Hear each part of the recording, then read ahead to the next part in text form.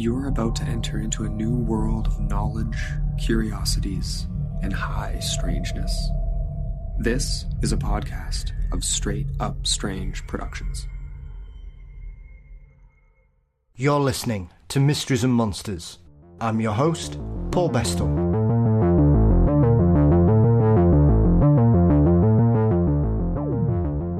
Joining me this week is author Linda Raedisch as we look at some of the more unusual foods and traditions associated with wintertime. Her numerous books have garnered a great deal of praise and are a fantastic mixture of history, folklore, and recipes. Linda and I also dive into some ancient mysteries, hominids, and the wonderful story of the Christmas werewolves.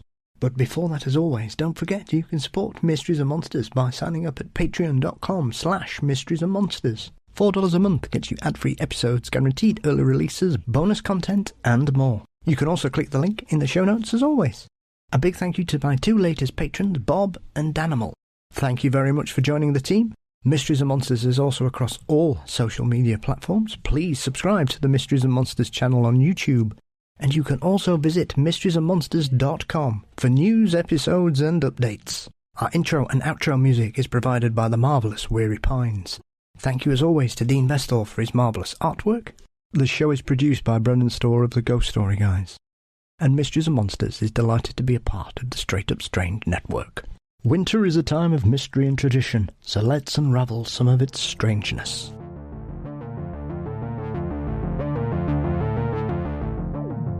At this time of year, many of us have indulged into more of our personal favourite Yuletide treats and traditions and myths. To help us to both fill our stomachs and enrich our minds is author Linda Raedisch in her new book, The Secret History of Baking, a captivating and engaging collection that explains the surprisingly dark origins of many of our holiday bakes, along with some tantalising recipes. Linda, welcome to Mysteries and Monsters and Happy New Year! Thank you. Happy New Year and Happy Christmas time, because it is still Christmas time until January 6th. It is indeed, it is indeed. Especially as that's one of your favourite traditions, I believe, those wonderful Italian Befana racing. Yeah, it's not one that I grew up with. I discovered it later, but I just love it because I like being able to extend the season just a little bit, especially when there's nothing that I actually have to do to prepare for it.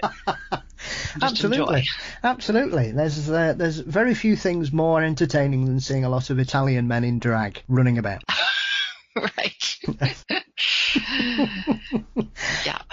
So, obviously, this new collection that you brought out in regards to the secret history of Christmas baking, you've built up a real reputation with your contributions over the last decade or so, Linda, in regards to the Llewellyn almanacs and things. Have you always had a deep love and appreciation of food and baking in regards to that? Or do you think that's because your family is traditionally from the northern part of Europe, from Germany, and sometimes when we get these traditions that travel abroad, there seems to be a real sort of family connection with food and baking as a sort of remembrance of the previous lands? Yeah, well, let's see.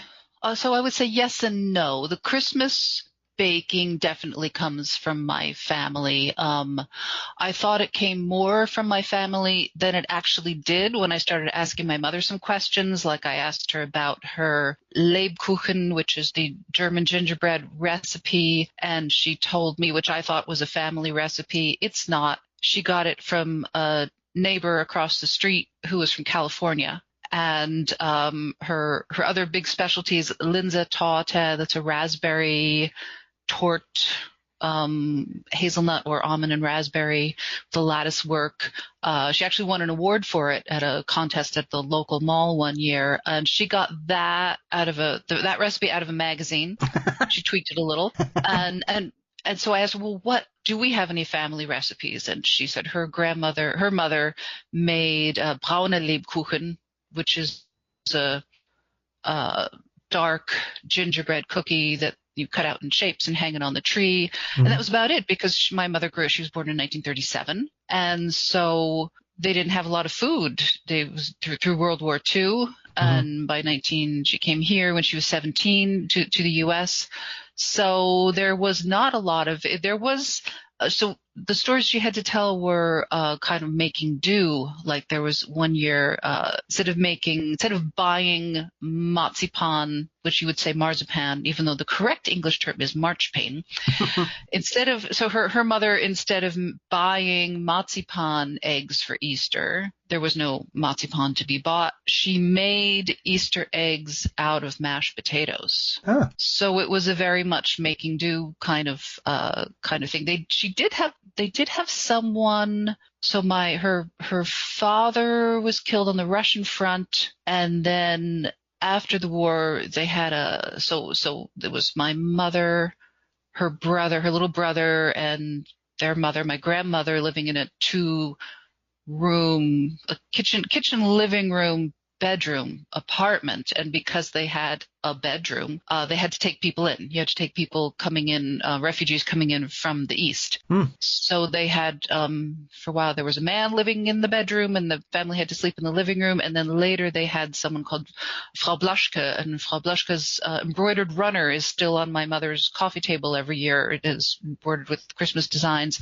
And she would come in and take care of the kids, cook the kids dinner, because my grandmother worked. So they did have some home cooking that way.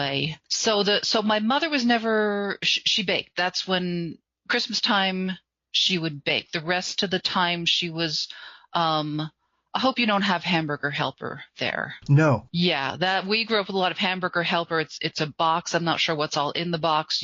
I guess the noodles are in the box, and you add what in New Jersey we call chopped meat. The rest of the world calls ground beef, and you have dinner. So she was very into like easy shortcut canned food, box food, but at Christmas time she would bake from scratch. So there was that. But then again, in home economics class in middle school, which middle school we have from generally 6th to 8th grades. And back in the dark ages, the boys would go to shop class and the girls would go to home economics. And I was not good at the sewing and cooking. I was actually not good at that. But every so often, maybe to take pity on me, our teacher would do a sort of proto-Jeopardy trivia contest. And she would ask us questions about food and food history. And I nailed it every time. I just swept it. So where did that come from? I don't know. I was a nerd, so I would sit and read the encyclopedia. No, I wasn't really a nerd. But I would sit and read the encyclopedia for fun. I was not very good academically, but so yeah, I just sort of like, asking, well, where does this? I like to ask where things come from. I like to, ask questions about ordinary things that other people might take for granted. And food is one of those things. Especially at this time of year as well, regardless of it being sort of tent-poled around Christmas. Obviously, we've got the winter solstice, which I think is one of those things that I think, and I've mentioned this on previous conversations I've had in the past, Linda, that obviously the last sort of 20 years with the birth of social media and YouTube and things, and the rise of sort of Wicca and paganism again coming probably more popular than it's ever been, I would imagine, in the modern era, there seems to be a real sort of celebration and a sort of a dual-handed approach to this, of being quite modern in our approaches towards these older traditions, as well as sort of going back and looking for things that people perhaps did 300, 400 years ago. And I think often when it comes to this particular period of the year, as you say, a lot of people take for granted what we eat at Christmas. It's like a running joke here in the UK that, if somebody on Christmas Day doesn't get a box of shortbread, then there's clearly something wrong, with a painted Highland cow on the cover. That seems to be, it's one of those last minute presents. It's a bit like gas station flowers, it's, it's one of those things, stocking fillers we would call them here. But I'm always quite partial to a nice bit of shortbread, but it doesn't have to be at Christmas either. Any time of the year is good for a bit of shortbread. So I suppose as your love of knowledge and very similar to me, I'm one of those people who used to annoy my teachers by I always wanted to know why. When they tell me something, I'd say, well, why that? Why are we only learning this bit? Why do I need to know how many kings and queens we've had in this country? Can't we learn about the Greeks and the Romans? It's far more interesting.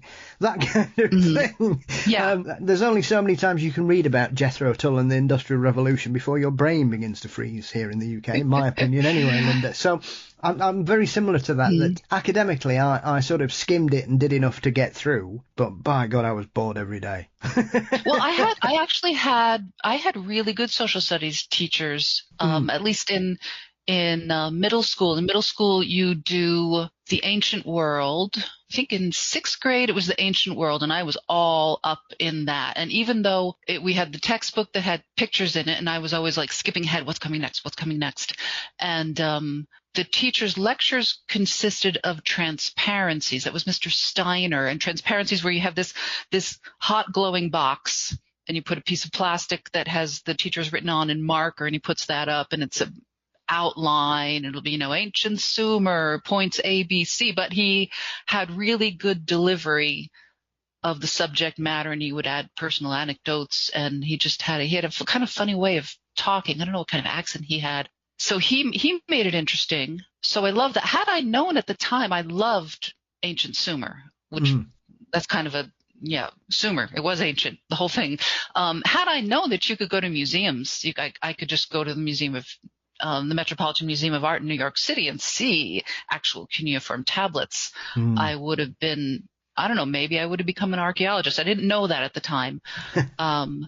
And then I think we had a more contemporary world history in 7th grade, and we had Mr. O'Reilly, who was very, very conservative, but also he got politics into it sometimes, which I didn't welcome, but he was very, you had to ask a question. If you didn't ask a question, then he would expect you to, be able to answer any question that he asked the class.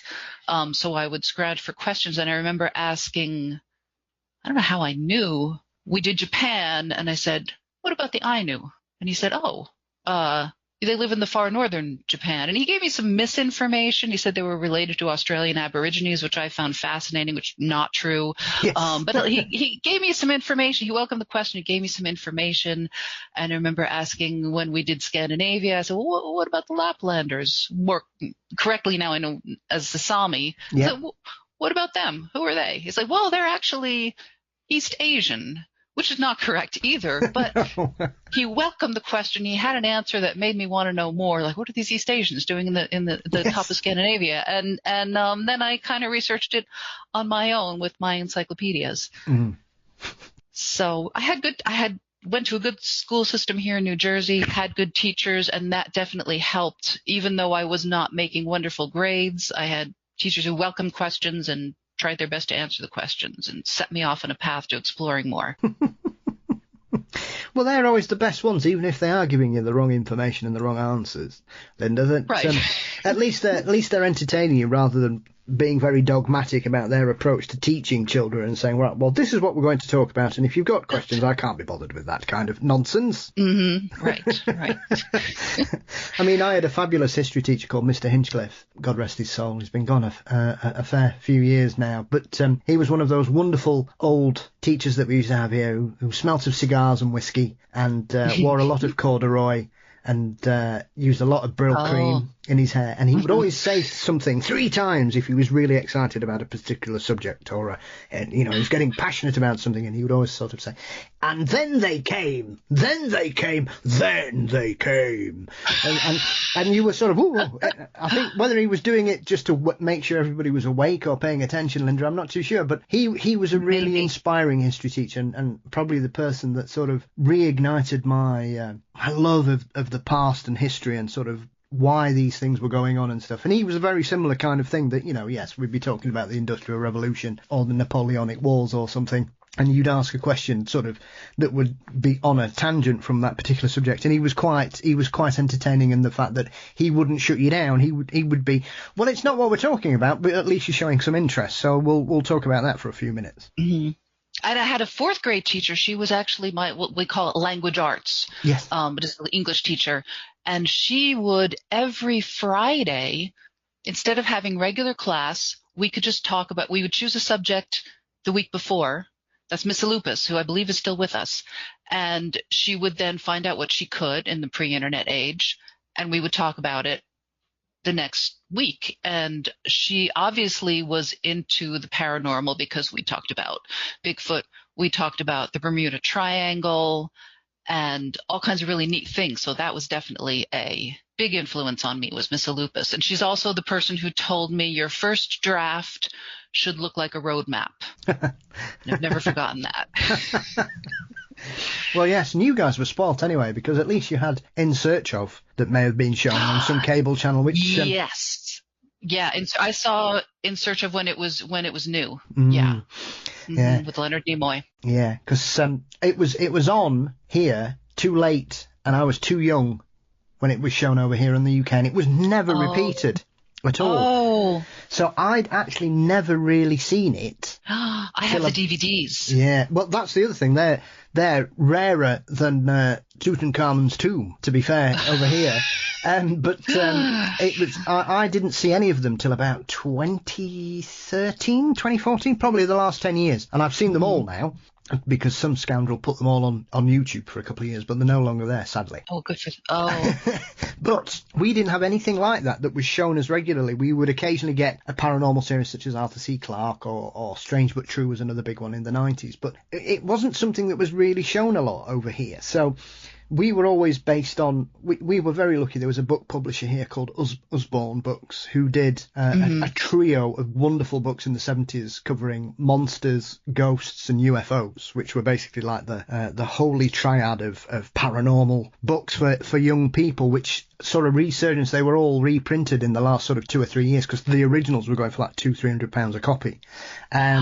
And so they've all come back, and it was amazing to see all these celebrities and famous authors and people going, oh, I used to adore these books. And they've all had introductions by very well-known people now in sort of the Fortean world and comedy and things, who are obviously deeply influenced by these things as children and gone on to their professions in acting and writing and such like. And it shows you that the genus of the weird seems to permeate everything. And when you've got a teacher like that when you're a kid, because very similar to you, when we were growing up, it was all about Yeti, not so much Bigfoot here. He didn't sort of make his big sort of appearance until we started hearing about it in the 80s, really. It was obviously the Yeti was a big thing because of the amount of British explorers that had encounters or alleged footprint tracks, such as Shipton and finds. And Hillary. Did Hillary? I think Hillary too, right? He did. After he conquered Everest, he decided to go chase down the Yeti, because everybody was going Yeti mad here in the 50s and 60s. And I recently read Reinhold Messner's My Quest for the Yeti. Yes. Which is very good. Yes, indeed it is. I'm not sure about Reinhold. He's changed his story about 3 times, from going from skeptic to believer to skeptic to he's not quite sure anymore. So I'm not really... He doesn't... it's kind of like he's sure he's seen one. And then he goes looking around, and I think he becomes sure that other people have seen them, but he's not quite sure if what he saw was a Yeti or a bear. Which I don't mind. Yes. I don't mind, because I'm kind of more interested in what do people believe about them and why than if they actually exist. Because I think my introduction to them was watching In Search Of, and I was terrified. I remember, this is something I tend to do. I tend to, like, things that I saw as a child. I think I was watching one show, but I remember it as being on a different show. But I remember a scene where the Bigfoot like rips through the screen door of a house. Yes, Boggy Creek. And I was absolutely terrified that was going to happen to me living in suburban New Jersey. Yes. Terrified. So I was kind of terrified fascination. And then when I went to college in New Mexico, and my first serious boyfriend was from Washington State, and he was Yakima, from the Yakima tribe. Yeah. And his attitude was, oh, yeah, I seen them. Yeah, my uncle's seen a whole family of them. They're out there. Not fear, not we have to go get proof. We've got to go find footprints. We've got to shoot one down. It's like, yeah, they're a part of our world. It's no big deal. And that kind of made me think, oh, that's even more fascinating. How wonderful. Just to accept it than rather, have to go chase it down. It has to be true. It has to be not true. It's like, no, I've seen them. Blimey. I mean, I think both of you, I don't think either of you could have gone further to go to college in the United States than where you came from. From both correct. coasts. And yes, correct. Trying to get as far out of the States as you possibly could. That's certainly what I wanted to do. Yeah, there was, I was going to College of Santa Fe, Yeah. and it shared a campus, which was then called the Institute of American Indian Arts. It has a longer name now. Like, I think they've included like Asian, Alaskan and Pacific Islanders. So it shared a campus. So there were, there were students at IAIA from all over the country. I remember there were, some kids from Alaska who had not brought any short-sleeved T-shirts because they didn't need them in Alaska, and all of a sudden they're in Santa Fe where it gets quite hot. So it was an interesting melting pot there. And there were students from the East Coast. So Native American students from the East Coast going to the IAIA in Santa Fe, and a lot of the other IAIA students would say things about them like, he says he's Indian, but he's black. Because here, as you move west, you're more likely to have mixture of Native American and white. Here on the East Coast, the mixing started earlier, and it was more mixing Native American and black, especially escaped slaves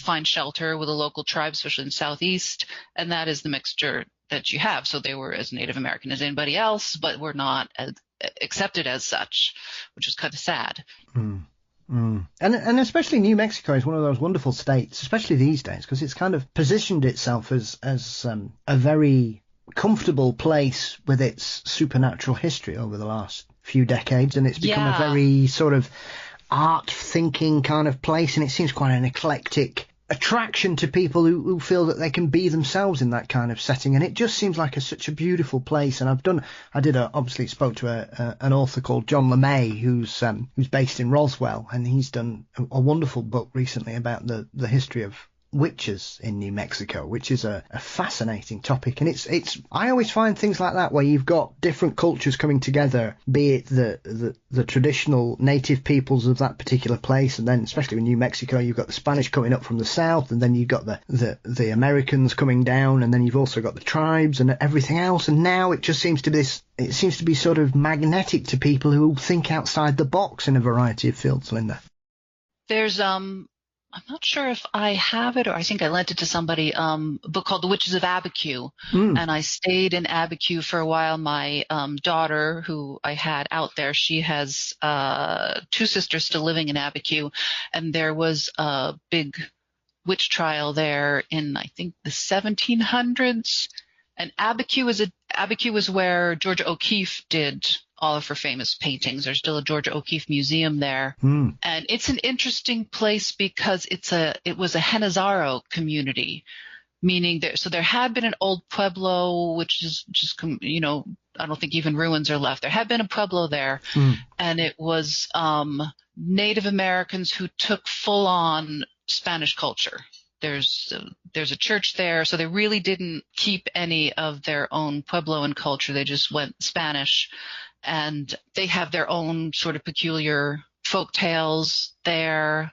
It was the name of the town comes Ubicu was the name of the pre-Spanish name of the town of Abiquiu, and I think I've heard it means like an owl hooting. And owls have all kinds of bad mojo, usually in Native American ghost tales. So they have their own peculiar stories. So actually I was living there when I was pregnant with my first child, and she has since moved. I came back to New Jersey, raised her in New Jersey, and she's since moved back to New Mexico. And when she told me they were thinking, she was thinking of moving back to New Mexico, I said, "Oh, I'd love to come visit you in Santa Fe, but like, as long as you don't move somewhere like, I don't know, like Las Cruces." And she said, actually, thinking of Las Cruces. So she did move. She bought a house in Las Cruces. I visited her there in April, and I really like it. It's just very, like you go into the visitor center and you have a whole conversation with the person there. It seems like it's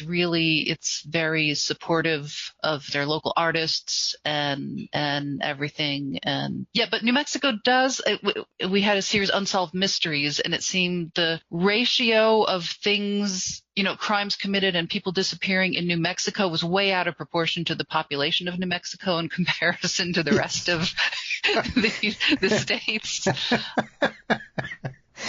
So yeah, there are. It does. So it attracts. It attracts. Yes, it is can be welcoming to people who feel like outsiders from elsewhere. But then again, it's also welcoming to people who feel like outsiders from elsewhere and have a lot of money. And I know the house that I was living in Santa Fe, when my daughter was a baby, I could not live there again. It was, we were at Acequia Madre. We're at the corner of Acequia Madre and Garcia Street. And it was a very old house. We lived in what was called the duck room because it had been a market earlier. And that was where the ducks were kept if you wanted to buy a duck. And it had the old adobe wall and a brush gate, and every time you opened up the gate, a chunk of adobe would fall off the wall. And it had like a succession of front doors because it was, a building a certain size, and let's build out the front, and then you have another front door. Let's build out the front some more, another front door, and it was flagstones, and that's since been renovated within an inch of its life, and I think is now a $1 million property. And that whole street, it's called Acequia Madre because it had the Acequia runs past it, where when it was farms, each farmer would have their day of the week where they could open up their end of the Acequia and irrigate their fields. So you had families who had been there for probably 400 years. And then people come from outside, buy up property, renovate, and then the old families can't afford to live there anymore. So there is an annoying component to New Mexico's welcoming atmosphere. Yeah. Do you think there is something strange about both the southern corner and the northernmost corner of the United States? Obviously, do you think New Mexico is trying to sort of balance the strangeness in Alaska, and that's why you've got as many different disappearing people there based on? Because Alaska is another place where the amount of people that disappear, Linda, compared to the population is incredible. It just, some people go. If you look at Alaska, it is a very sort of testing environment for the best of people. And I know when I've spoken to some other researchers who've gone to Alaska, they are taken aback at just how hardy the locals are up there in regards to they're the kind of people that have a pint of beer for breakfast, which is which I suppose if you live somewhere where because you might not make it to supper, you might not make it to happy hour. Yeah, depends if they've broken out of polar bear prison and they're on their way or whatever. So it is strange sometimes where you get these states with a very small populations, and then you look at the strange things that happen there. They do seem to be larger for some reason, and it is a peculiar, strange thing about certain states in the US that you've got small populations but big weirdness. I guess because when you have empty spaces, that attracts a certain type of person who might more like to disappear, take it upon themselves to disappear or be disappeared. Because in Alaska, both have a lot of wilderness, but Alaska, you've got trees. I think there's more places to hide in Alaska or hide a body than there is maybe in New Mexico. New Mexico's more arid. I talked to somebody, I think he had done a lot of drugs in the past. He was clean at the time. I talked to somebody he was from Washington State. He was also Yakima. He'd been living in New Mexico for several years, and he claimed to have seen dragons flying out of a mountain, which could have been bats, because if you go to Carlsbad in the evening, you see all the bats coming out of the caves. So that could have been bats. I don't know, but I thought it was an intriguing story. Yes, well, yeah. I don't know what happened to him. Probably dragon took him away. You never know. You never know, Linda. Could be. This is the thing about the Christmas baking book, though. There are some classic monsters or horrors that we've grown up with, such as mummies and zombies and things, that I think people just presume them to be the sort of traditional sort of scary creatures. But obviously mummies have been used in all kinds of food processing over the years, or alleged, or people have often used them as paint making, paint pigment. Yeah, not necessarily. I think for the paint pigment and the medicinal use, what they really wanted was what I think I called the hard candy coating of the mummy, because they would, anoint with resins and herbs, like resin from pistachio tree or acacia tree, and that the mummy body would be coated in that and then would be wrapped. And the mummies that you see in movies with their wrappings trailing, these were very, if you go to the museums, University of Pennsylvania Museum has a really great collection of mummies. I think the Metropolitan Museum of Art has one, maybe some, but you don't see them. You see the inner and the outer sarcophagi, but the UPenn Museum has the mummies are lying there, and they're partially sticking out of their wrappings, because they are so old. And I was just like really enchanted by this set of toes that are just curling out of the wrappings that I saw there. And you see the hair, and you see the not very well preserved skulls, and but it's beautifully wrapped, just beautifully, interwoven. It's like sort of like plating more than actually wrapping. So they would want the apothecaries wanted that resin that they were wrapped in. But after so many years and, not very discriminate grave robbers, you get a chunk of mummy with that outer resin coating. So you just grind it all up together, and you have a nice mummy brown to paint with, or a nice cough elixir. So they did a brisk business in mummy for a while. Yeah. I think it's interesting as well that often some of these, when you're reading your book as well, there are a lot of urban myths that are attached to these kind of things. Because obviously there's a lot of, I'm sure it doesn't take people long to go online, and you'll soon find out that people say, oh yeah, they used to grind up mummies and people used to eat them and all things like that. And I know in that particular section of the book, when you're talking about the resins that people were really after rather than the mummy itself, these stories like the Egyptians invented the Christmas tree, which just, if you know anything about the topography of Egypt, you think, what? Right. What are we doing here? Well, how does that happen? About the logistics. Of course, the nearest evergreens would probably be in Lebanon, and the logistics of getting it to Egypt and putting it up, and even with a fresh cut, that cedar tree would not do very, very well. But then I've been reading Matt Haig's How to Stop Time, and his main character makes a comment in there. He goes, so the main character is he's extremely long-lived. He's one of a limited number of people who live to be about 900. And he goes he's recounting when he went to see a doctor in 1860s London who happened to mention that, we know why people get leprosy. They get it from eating rotten fish. And the character, comments in the narrative, it's like, well, we know that now that's not true.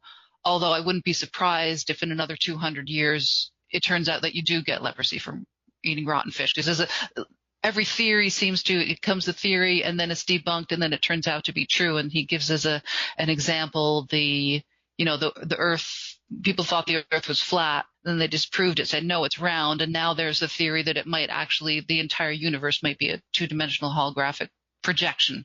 So yeah, a lot of these things we say, and take Stonehenge. People say, oh, the Druids built Stonehenge. And then we say, no, that's not true, because the Druids, they were Celtic, and the Celts came along and the Druids came along long after Stonehenge had been built. So it was not the Druids that had built Stonehenge. But then we find out that the Druidic religion was very unique, even among the Celts, and it probably contained pieces of the Aboriginal religion of the people who built Stonehenge. So the Druids did build Stonehenge. So yeah, so you have to be careful debunking theories, because they often get rebunked. Yes, yeah, absolutely. I think we're still finding out so many things about places like that. I mean, the theories about what Stonehenge is and who built it and why it was built, still being a lover of the weird, Linda, I've seen numerous things. I think the only one I will definitely say it probably isn't is a landing platform for a UFO. But probably not. But it's one of those things, because how it looks now, it didn't look like that 100 years ago, because, somebody knocked it all down and then they put it back up what they thought it might have looked like.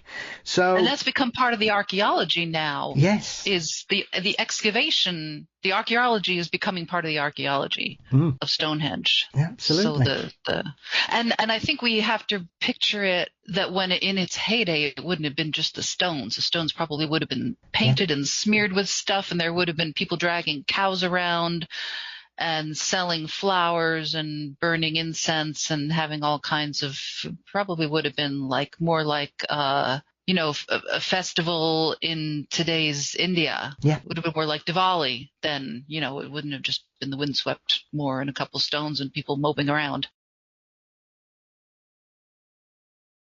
Well, it is, because it's perplexing, because there are numerous sites that we are still sort of getting to grips with here in the UK. I mean, even down the road from Stonehenge, you've got Avebury, which is a remarkable place, really, and a beautiful one. Obviously you've got this stone circle inside the village, which is just like, whoa, beautiful. And if anyone has not watched Children of the Stones, I heartily recommend it.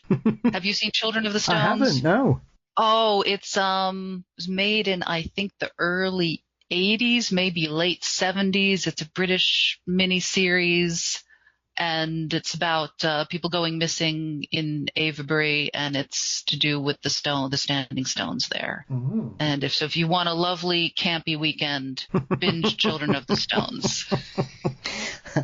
Well, I was thinking about that. I was watching a documentary about the Wicker Man last night, so I was thinking, there's plenty of strange things here. I mean, they discovered this enormous circle that's currently off the coast of Scotland, which is completely been taken by the sea, but it's enormous. And you just think, why were we doing this? And I went to Castlerig, which is another stone circle, which is one of those that it's one of those that you kind of try and put yourself in the place of the people that built that and why they built it there. And it's a remarkable sight, because it was a really sort of misty morning in the Peak, not the Peak District, in the Lake District. And so you couldn't see above the mountains that surrounded it. So it almost looked as though you were touching the heavens. It was quite inspiring. And you just think, well, we know what this place is like nowadays. So I would imagine it was like that 2,000, 3,000 years ago. So you imagine that when the weather changes and the clouds come down and the mist's rolling off the mountains around you, you essentially would feel as though you are on the cusp of touching heaven. And imagine, the stones in the landscape is what we have left, but if they got those stones up there, imagine what else they can do. They were doing with things that have just decayed because of the climate. In Egypt, you drop something in the desert and it stays there forever.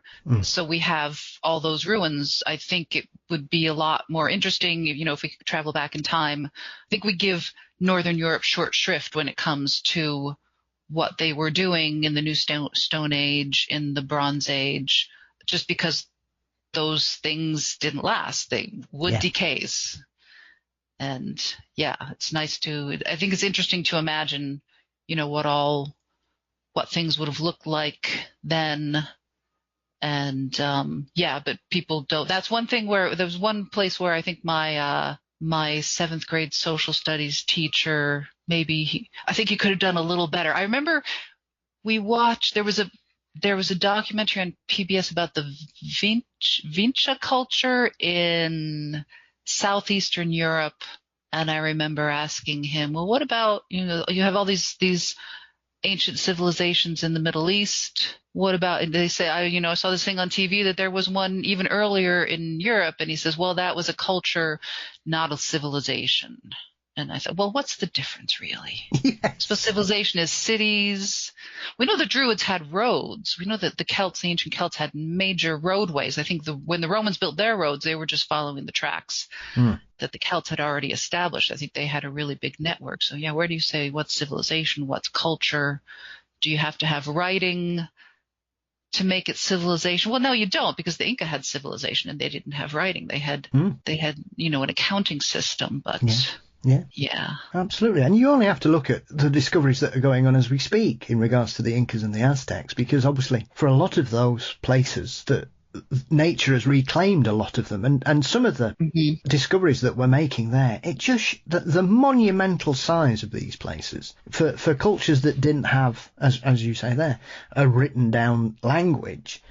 It just blows my mind when people come out and say, oh, well, these people weren't very educated or they weren't very intelligent. I'm thinking, well, you can't build these enormous promenades and palaces and pyramids if you don't have some semblance of intelligence, because you can't just turn up and put a load of rocks together and go, oh, well, that looks all right. That's and in the Amazon, as I said, in Egypt, you drop something in the desert, it stays frozen. In the Amazon, you drop something, it disappears almost immediately. It gets covered in vines. Yeah. So there's so much. I think with the LIDAR technique of, from the air, sifting through the layers of vegetation, they're finding more. There's a good book, Lost City of the Monkey God, about finding traces of a major civilization in the Amazon. Yeah. That said, though, if you want to look at like a really successful culture, I think probably the most successful culture in the world would be the one that's still going on in the Andaman Islands. Yes. I think there's something to be said for people who did not create any civilization, who said this works and are still at it. And we're just going to have a zero carbon footprint. We're going to walk lightly over the earth and take only what we need. I think there's an important place for that too. I think we need to be more like that. Maybe we need to be less civilized and more just kind of walking lightly and taking less than we have been. Yes, yeah. You only have to look at the development at somewhere such as the stone heads on Easter Island, which for most of my life were just heads. Now we know that they're full statues. And it's just the head that's sticking out of the ground because the rest of the body is beneath it. And you think... Because if you don't, even like the standing stones, there's a lot more below the ground, because if you don't do that, it's going to fall over. Exactly. And it makes you think, well, why didn't somebody think that? we know how weight works. If you put a heavy object on something, it will eventually topple over, whether through erosion or whatever. We know how it works. So the fact that it took so long for somebody to go, I wonder what's under this, just shows you that whilst we consider ourselves to be the most technologically advanced part of humanity that's ever been, clearly we're not as clever as we sometimes like to think we are, because how you would not think, as we were saying, as the questions we would ask as children, if I saw something like that, I'd be like, well, I wonder what's under that. Not, oh, look at that head. Right. And the Easter Islanders, it looks like they had writing. Yes. But we haven't decoded it yet. Yeah. No one's deciphered it yet. So, yeah, And even then, writing, I don't know, writing can be like sort of the first step toward destruction. You lose a lot when you start writing. The non-literate cultures had, these, like the Iliad and the Odyssey, they were oral poems passed, only recited, and people could recite long epic poems from memory with little mnemonic devices in there. And then we can't do that anymore because we rely on writing.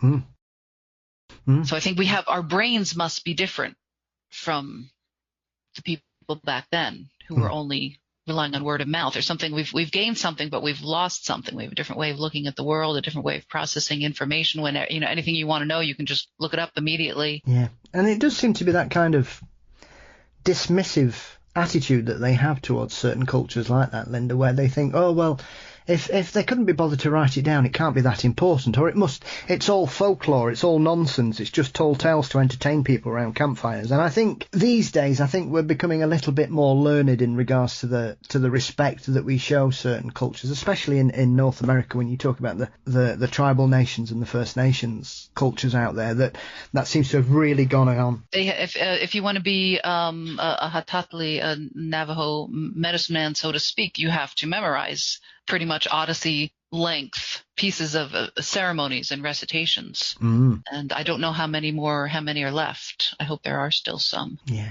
And I think as well, things like that, you will often get certain more balanced and proactive people and academics who go into these cultures who start to record these tales and stories and proverbs and histories that people had. And I think it's a frustration that it's taken so long for people to realise the benefit and the knowledge that we can actually gain from these cultures, regardless of the fact that, as I say, because we've got certain tick boxes to say, well, is that a relevant culture because they didn't do A, B or C, when I think it's very disrespectful. I think, as you were talking about your partner at college in New Mexico, who was very sort of matter of fact about Bigfoot and Sasquatch, because as far as they were concerned, yeah, of course, yeah, seen it, We all know it's there, it's fine.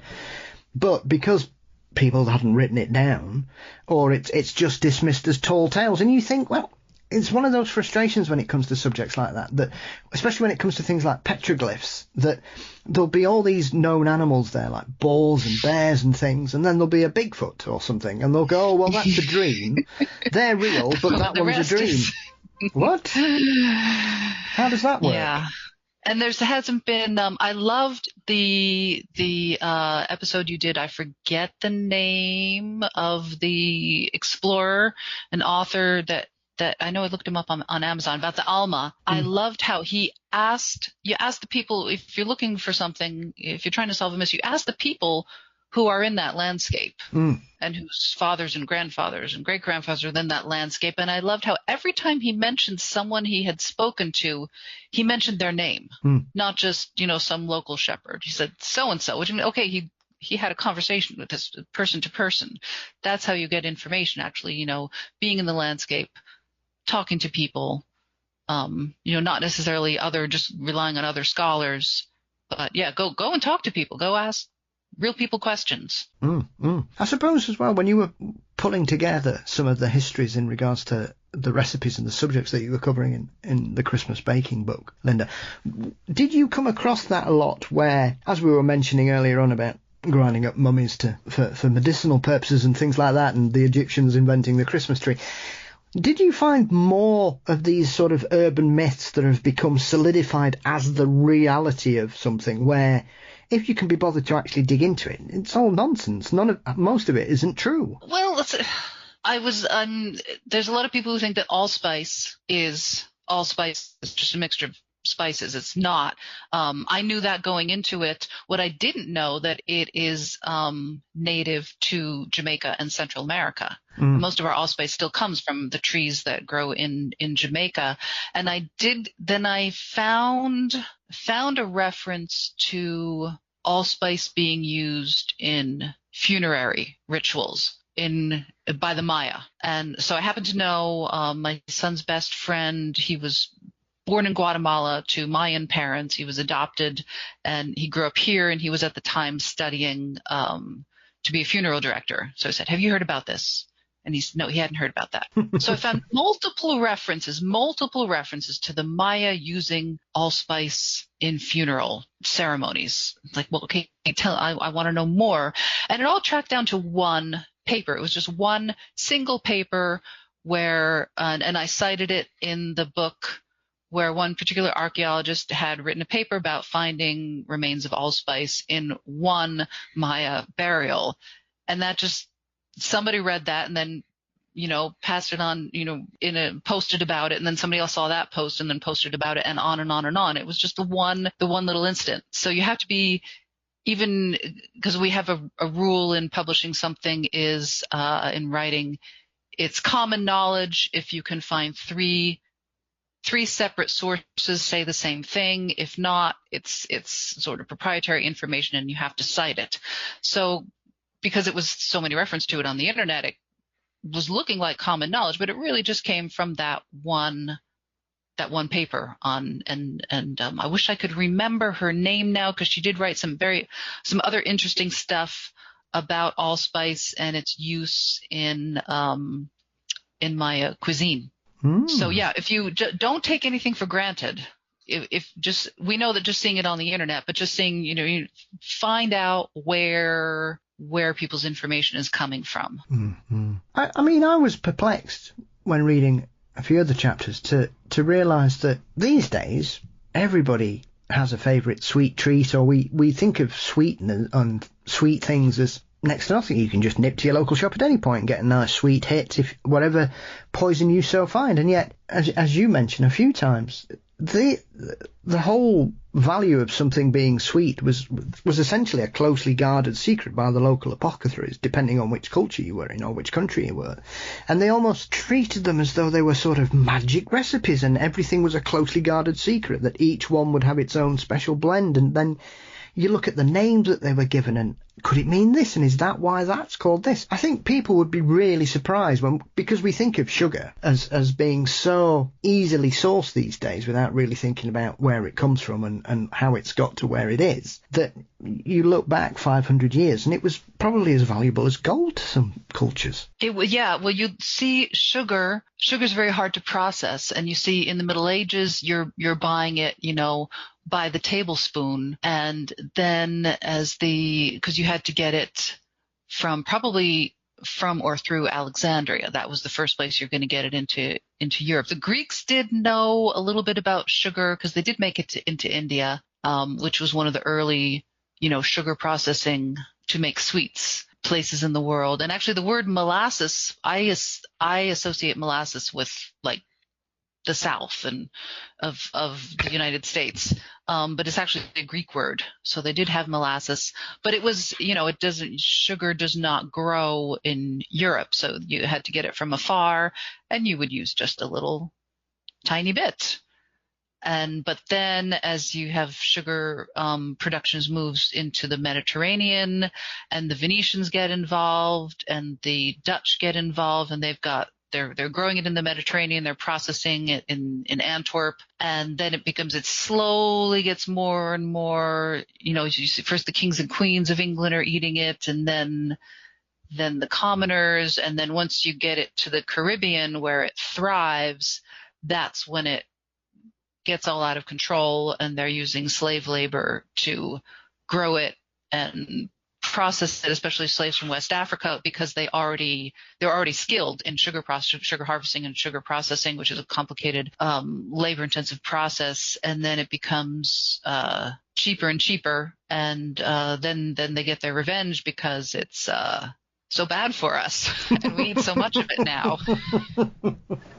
But originally it was considered, because it was something exotic, it was considered medicine. Yeah. And that's why during Advent, the 4 weeks leading up to Christmas, which in the Middle Ages it was called St. Martin's Lent or St. Martin's Fast. It was a fasting time. You're not supposed to eat fancy things, but if you're sick, you can eat medicinal things. So sweets, marzipan, gingerbread, candied peel, all these things are okay to eat. Well, that's probably why so many people get colds at Christmas then. Yes. Oh no, I can now have some candied orange peel. Yeah.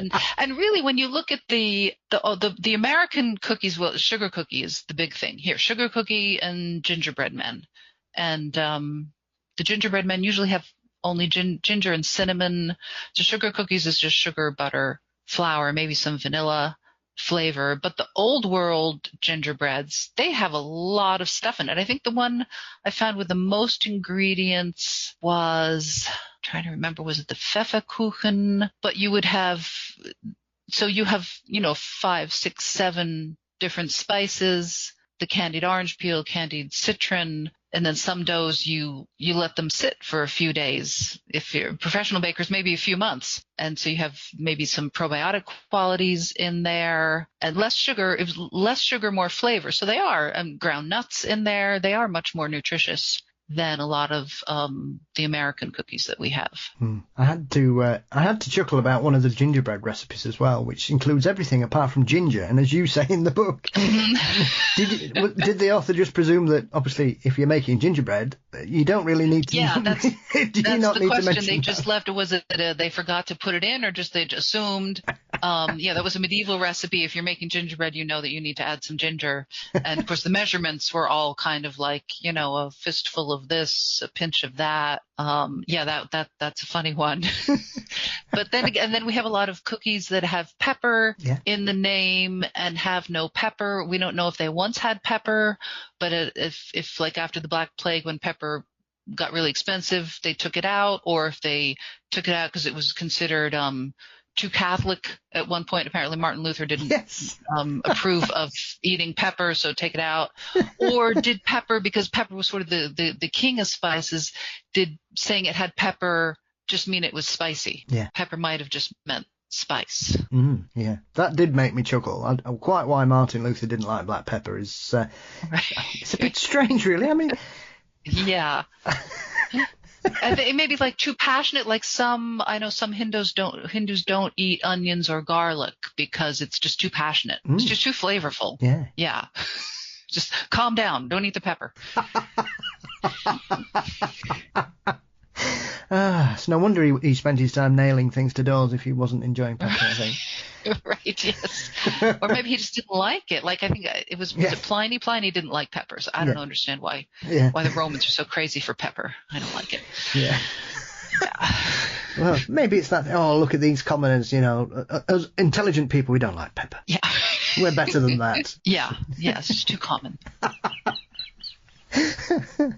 I know, obviously, one of your preceding books, The Old Magic of Christmas, I was delighted to see there's obviously a chapter where you talk about the beasts of Christmas. And I think these days, as we were saying about the rise of Wicca and pagan over the last 20 years, thanks to the internet, I would suggest, a lot of these sort of weird traditions from around the world seem to be really sort of, once again, hitting real popularity, such as the Krampus, as I've mentioned on previous interviews with people about how, we've got this very traditional localized monster running amok in sort of Germo-Austria regions, which now is everywhere. It's incredibly popular in certain states such as Wisconsin, and here in the UK at Whitby has a Krampus run. The Krampus is all-encompassing, it would seem. It's the new dark leader of Christmas, it would seem, and the Yule Cat and the Merry Lads, and as we were mentioning earlier, the Befana racing and things like that.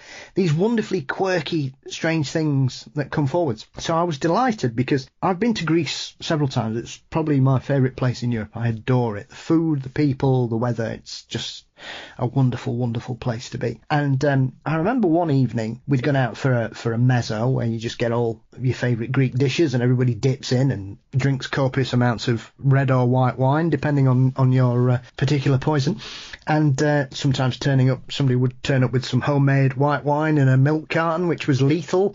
I would always have to be very careful of drinking homemade white milk wine. Carton, my goodness. Oh, yes, like petrol, honestly. Woo! It certainly warms you up and gives you an appetite and makes your legs stop working. But one of these conversations we were talking about the supernatural, and some of the locals were sharing some wonderfully delightful ghost stories there. And one person said, "Oh, yeah, so do you like monsters?" And I said, "Oh, yeah. And he said, "Oh, do you know about the Christmas werewolves?" And I was like, "What?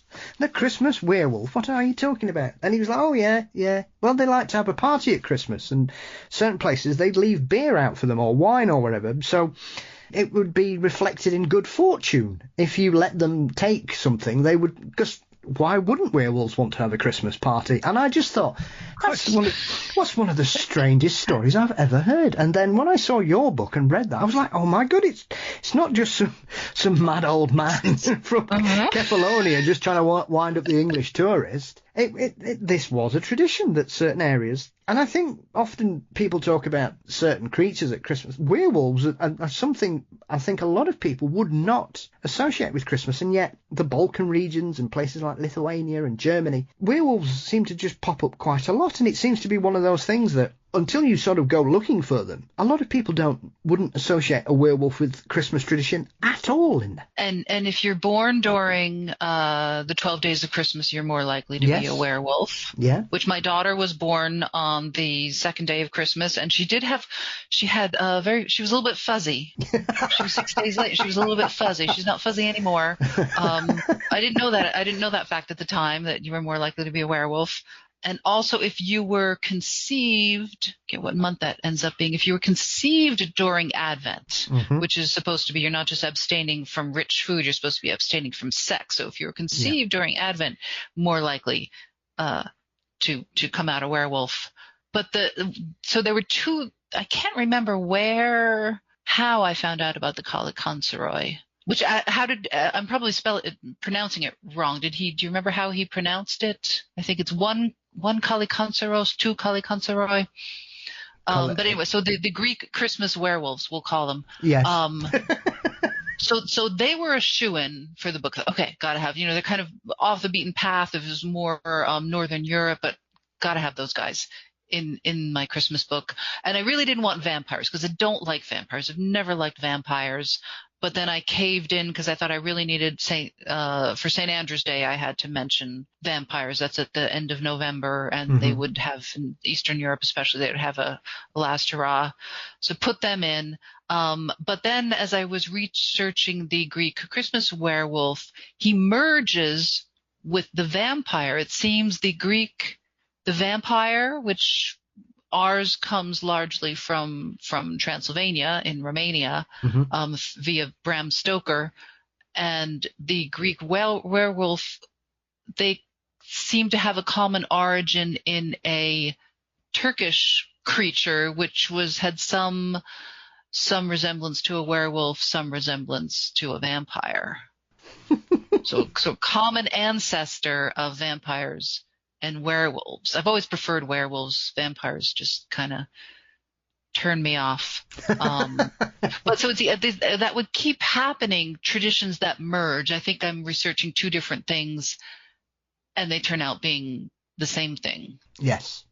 And the Old Magic of Christmas was really born of the research I did for my first book, Night of the Witches, which is about the celebration of Walpurgis Night. And I kept bumping into they do this on Walpurgis Night, and they also do it at Christmas time. And they have these witches, that come out on Walpurgis Night, and they also come out at Christmas time.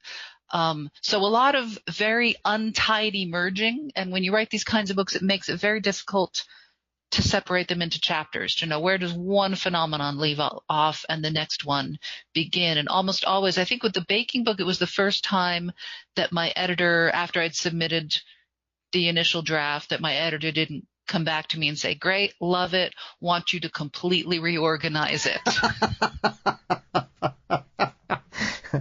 Yes, I must admit my eyebrows were raised, though, Linda, because obviously in the section where you're talking about werewolves, my birthday's in September. Ah, okay. So's my brother's. So that's.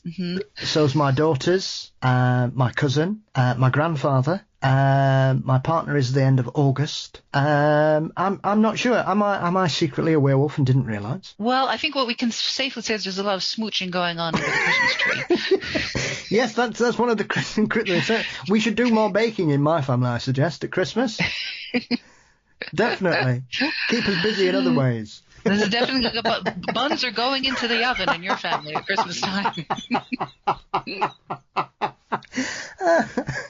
Oh, well, they're wonderful books because I love anything that sort of combines myth and legend and history with bringing back traditional recipes and things like that. I mean, even such as the staple of British Christmas here, mince pies, how they were to how they are, they're almost like a completely different dish, other than the fact that it's in pastry still. Everything else inside it's gone.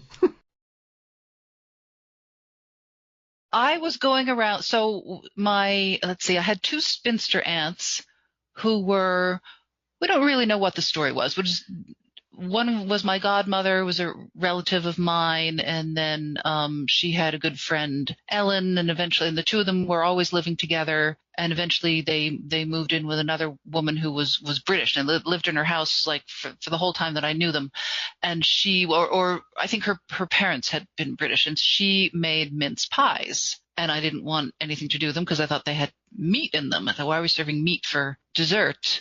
And then I found later, no, they're not meat, it's minced fruit. And then doing this research, I found out there actually is meat in mincemeat.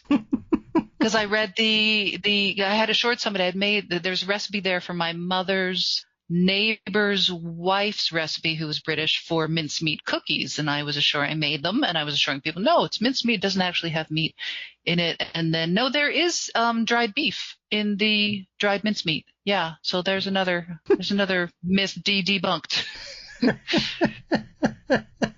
It is strange. It is one of those things that, as you said, growing up as a kid, a lot of people would turn it up like, why do I want a meat pie at Christmas? And obviously these days, the vast majority of mince pies you get in the UK, or the large amount of recipes about them don't have any meat in at all. But there are still very traditional bakers at Christmas who will still sneak a bit of meat in there just to keep people on their toes. Yeah, because they didn't used to have that line at all. Cinnamon, sugar, rabbit, it all goes together. There was no line between dessert. I think dessert wasn't invented until the 1600s. It was just all on the table. It was all in the same pie. Yeah. Well, if anybody was pushing that forward, it would probably be Henry VIII, looking at the size of him towards the end. Probably. And I've been trying to push because I get very stressed out when my mother pulls me aside and says, we have to plan Thanksgiving dinner. We have to plan Christmas dinner. What are we going to have? Who's going to make what? Yes. And I've suggested MREs, meals ready to eat, dehydrated meals ready to eat. And also I discovered there was something called a clanger, a pastry called a clanger. Yes. Which the engine men would eat when they're shoveling the coal into the locomotive to power the locomotive, and they don't have time to sit down and have a meal. So the clanger was a pastry that had meat at one end and jam at the other. Yes. So you have your entree and your dessert all in your hand at the same time. Absolutely. A full meal. Yeah. That's a glorious one-pot meal.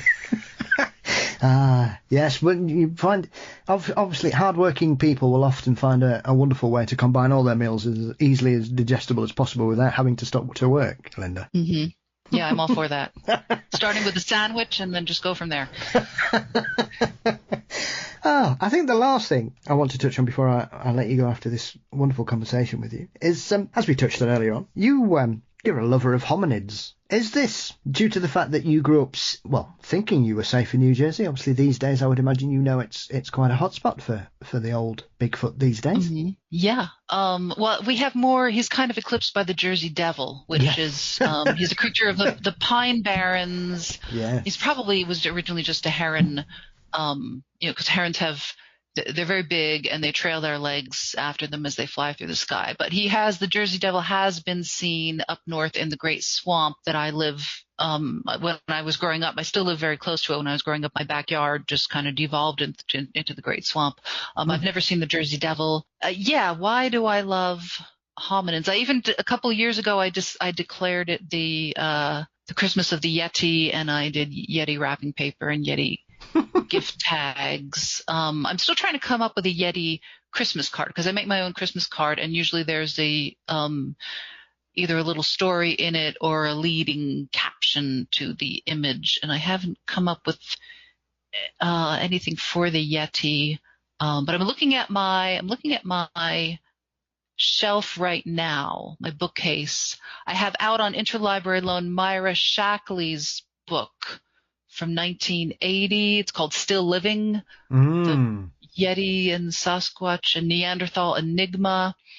And looking at my shelf, I have Brian Sykes' Bigfoot, Yeti, and the last Neanderthals, which he wrote for. Brian Sykes is a physicist. He's a major guy. He's written a lot of books. And this book he wrote for Wiser, Wiser is kind of in the same category as my own publisher, Llewellyn. Yes.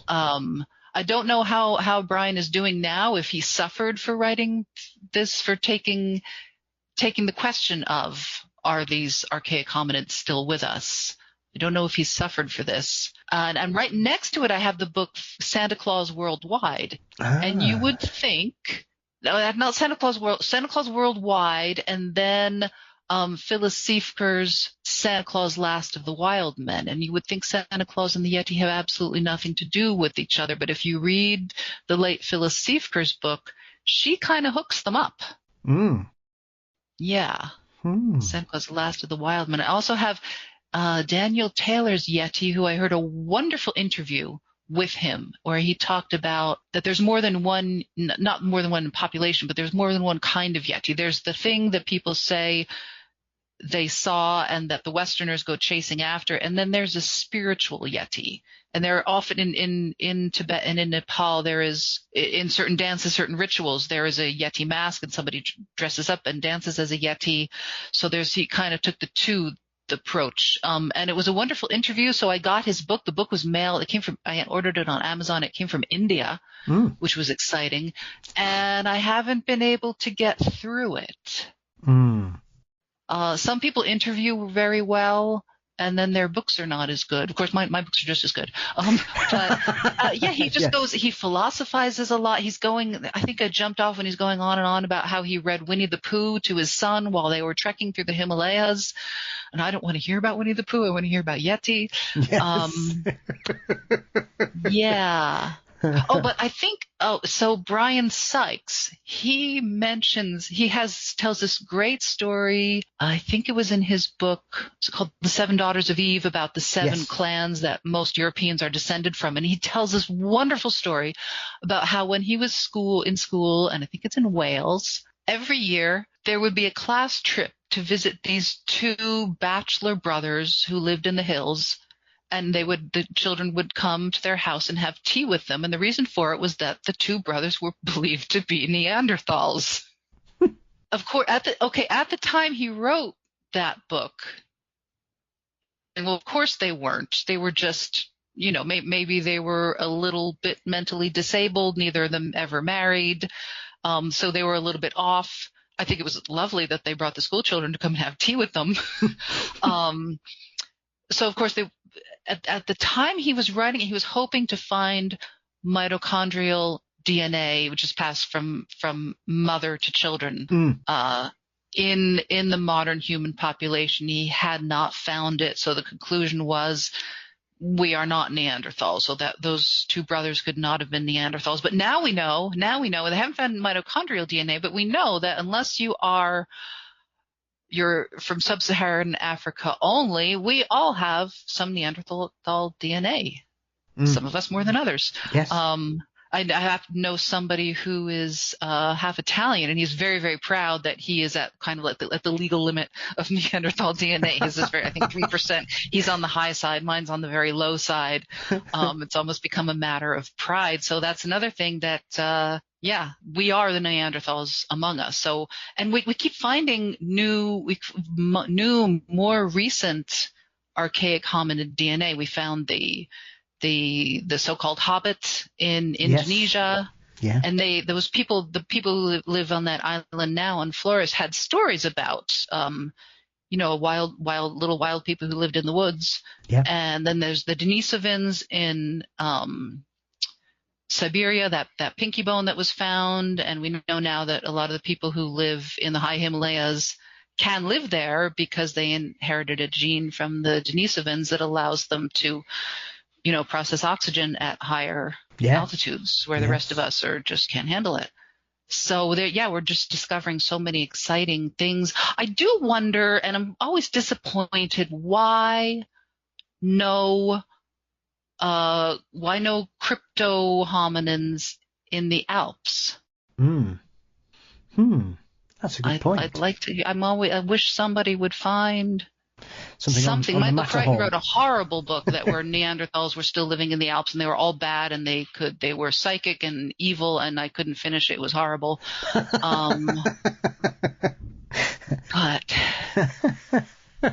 I mean, it took us a long time to find concrete. It's only the last few years they found concrete evidence that Hannibal did take elephants across the Alps. Yes. So maybe there's still something out there that they'll find. Oh, very much so. I think, especially when it comes to the Alps, I think it's not really been a place where people have gone scientifically searching for evidence of past civilizations, Linda. I think it's one of those places that the thing about people going to the Himalayas was obviously how high they were, but also the fact that you had these cultures that seemed extremely different to everybody else. And as you mentioned there, we've discovered their genetic makeup is very different, and they can deal with the lesser levels of oxygen far better than the rest of us can. And it just shows you that even in my limited knowledge of that particular subject, that what we knew 50 years ago is completely different, because the old adage that the Neanderthals were wiped out by Homo sapiens and we became the dominant species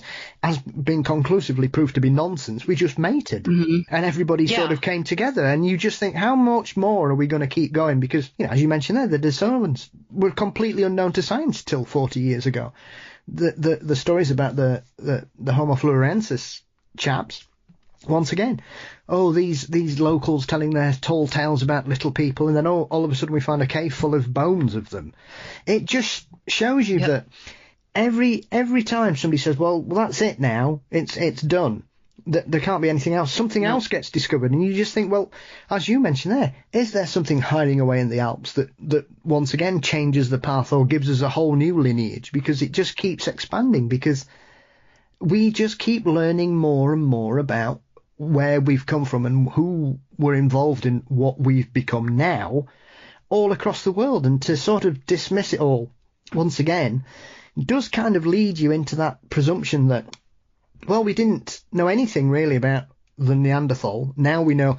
I mean, recently there was a big study showing that if you didn't like getting up in the morning, which clearly I'm part of this study, then I'm probably more Neanderthal than most, because the Neanderthal DNA. Oh, really? Because I love to get up in the morning. About 7 o'clock, I'm done. I could easily go to bed at 7 o'clock at night, get up at 5 in the morning, be perfectly happy. Yeah. I didn't know that. Yeah. It's just recently, last sort of couple of months, they've done this study sort of saying that they're suggesting that it may be down to your DNA, your mitochondrial DNA lineage may suggest that you may be more Neanderthal if you don't like the morning. Interesting. Now, do we know if Neanderthals had night vision? Could they see in the dark?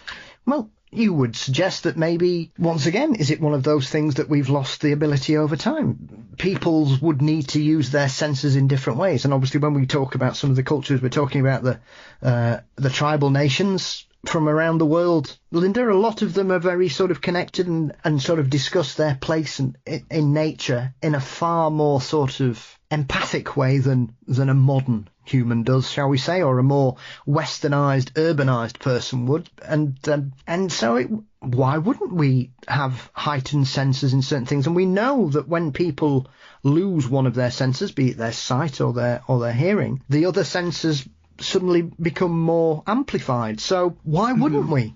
Why not? Right. And because it's vision is. I know when we go walking at night, because my son is nocturnal. He could easily get up at 12, get up at noon, and go to bed at 1:30. He's a night owl, and when we go walking at night, because we walk a lot, I can't see in the dark, and he has to kind of like guide me over roots. He can see perfectly fine. I wonder if he's his father was from Taiwan, so he may have some Homo erectus in there that might be helping him see at night. Jane Goodall, I heard an interview with Jane Goodall, and yes.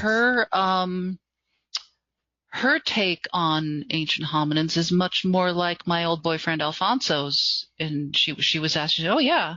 Of course, she hadn't seen any herself, but she's talked to, she's been out there. She's also in South America. So yes, people have seen them. The locals see them. The locals know. And they're around. Absolutely. I mean, why not? So good for her. Yeah.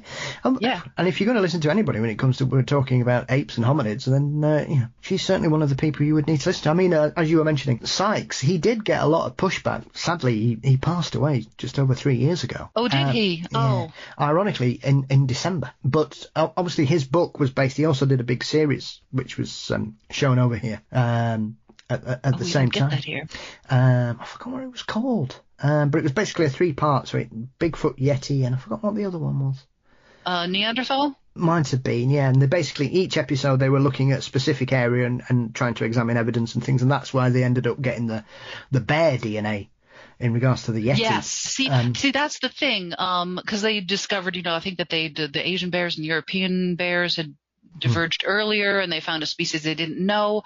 So even if you think that it's absolutely silly to be looking for Yeti and living Neanderthals, going and looking for them, you discover other things. Yeah, exactly. So precisely. it's worth the journey. Absolutely. I mean, as I've mentioned previously with people, you look at something what goes on in the animal kingdom now, and you've got what's happening with pizzlies, with polar bears and grizzlies mating, which is creating a larger version of them. And that was, once again, dismissed as local nonsense and people just telling tall tales. Once again, last 20 years proved to be wrong. Coyotes and wolves. No, they can't possibly mate. Oh, hang on a minute. Now we've got coy wolves. Well, hang on a minute. Right. So how many more times are you going to keep saying this can't happen only for it to do? And some people, species, we know race is a social construct. It looking like species is also largely a social construct. Absolutely. Animals will do whatever they need to do to survive. And having sex is a big part of it. Yeah, absolutely. Absolutely. Put two species in a cave and they're going to come up with something. Yeah, exactly. And animals will always have an ability to build a relationship with other species to get a prize or a goal. And that goal can sometimes be survival rather than predatoration to deal with other such things. And when you have that, then clearly there's something going on there. And it just shows you, well, if we've only just discovered that now, how many other times has it happened across other species that we've either just dismissed or we've yet to find out? I mean, it was like the story the other month that came out about the fox wolf that had mated. I don't know about that one. But it was one of those that it's not actually a fox, it was a maned wolf. And they're not part of the fox family, but certain places called, so it was the name that gave the wrong impression of the story, as it were. So it wasn't actually as groundbreaking as people were saying, but it's one of those things. It just shows you that if animals are close enough, they will make that leap if they have to. And the snow, what was it? There's a snow leopard. The snow leopard. There was one that the name, it was either called the leopard, it was really a tiger, it was called the tiger, and it was really a leopard. Yes. But it took so long to actually catch one to get a DNA sample because they're so hard to find that it took that long. And look at the coelacanth. Yes. I think the first coelacanth that Westerners saw was found in a South Asian food market. And they're like, oh yeah, we eat that all the time. Madagascar. Okay. Yeah. I like to say that cryptids are animals that most white people have never heard of. Yes. Yeah. Yeah. I mean, I do like that when people say, oh, yeah, we discovered the coelacanth in 1938. No. White scientists said, oh, yes, these locals. Yeah, because I'm sure the Madagascans were saying, well, hang on a minute. What do you mean you've discovered it? I'm selling you it. I had that for supper last night. Surely, if I'm selling you something, I've discovered it, not you, mate. Yes. Cheeky bugger. So, Linda, thank you so much for joining me today. Where can everybody find your work, follow you online, and keep up to date with your other projects, as well as I know you've recently released your first fiction book? Yes, I have. Okay, so people, every Christmas people will contact me and they'll say, I read your book. I loved your book. And I know which one they mean. They mean The Old Magic of Christmas. But that was I wrote that in 2013. I came out with a book for Llewellyn, The Lore of Old Elfland, Secrets from the Bronze Age to Middle Earth. So that was 2019. It crashed and burned. It's still my favorite of my nonfiction books. You can't get it anymore. It's out of print. In fact, I'm about to send, I have 2 copies left. I'm about to send one to someone who asked me, pretty please, can you send me? Because I can't find it anywhere. You could try your library. They might have it. So then this year I came out with Secret of Christmas Baking and did something very stupid. I thought I get free publicity for my Christmas book from Llewellyn. So I will release, so that came out in September. I will release my novel, my science fiction novel, in October, and I'll be able to ride that wave of publicity from the Llewellyn book, and that hasn't worked.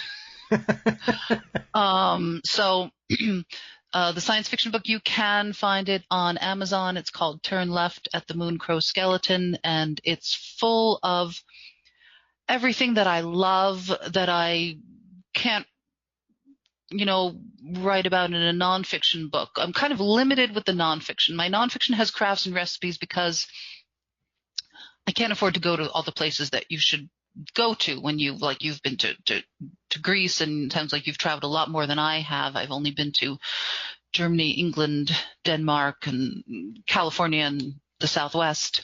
So, but when fiction, you can let your imagination run wild. You can make stuff up. But there is a lot of, I do kind of channel the main character. She lives far in the future in a human colony on another planet, and she's a college student. She's majoring in old Earth feasts and festivals.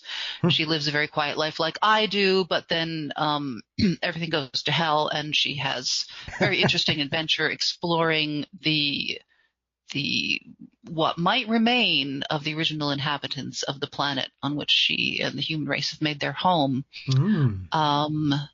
So that's volume 1. It's a duology. It'll be 2 parts. Volume 1 is available on Amazon. If anybody does, if it's free with Kindle Unlimited. If you read it, please do write a review whether you loved it or hated it.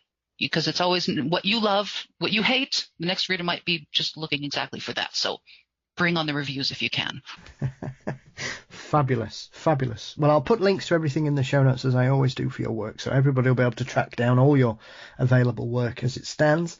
And I just want to say thank you so much for joining me, and it's been a real pleasure, and hopefully we'll get to speak again in the future about some other interesting and intriguing project you'll have up your sleeve, no doubt, Linda. I'm always busy with something, so yes, I hope so very much.